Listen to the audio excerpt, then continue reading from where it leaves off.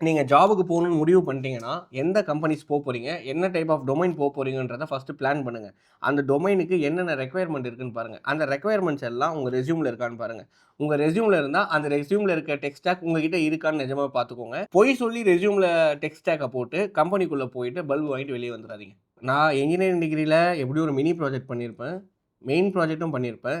இது 2 மட்டும் பத்துமானா பத்தாது. ஏதாவது ஒரு ஐடி கம்பெனிக்குள்ள போயிட்டு ஒரு இன்டர்ன்ஷிப் ட்ரை பண்ணுங்க. அது பெய்ட் இன்டர்ன்ஷிப்போ, ஃப்ரீ இன்டர்ன்ஷிப்போ. பெய்ட் இன்டர்ன்ஷிப் கேட்டீங்கன்னா, எந்த கம்பெனிஸும் குடுக்க மாட்டாங்க. ஸோ, ஆக்சுவலா ஃப்ரீ இன்டர்ன்ஷிப்ஸ்க்கு ட்ரை பண்ணுங்க.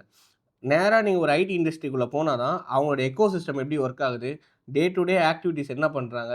ஒரு டிப்பிக்கல் டேல ஒரு எக்கோசிஸ்டம்ல என்னென்ன நடக்குது?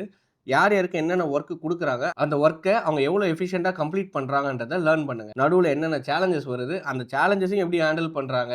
எப்படி ஒர்க் லைஃப் பேலன்ஸ மெயின்டெயின் பண்றாங்க? இது எல்லாத்தையும் லேர்ன் பண்றதுக்கு ஒரு இன்டர்ன்ஷிப்க்கு போங்க. இதுதான் first way to get a job.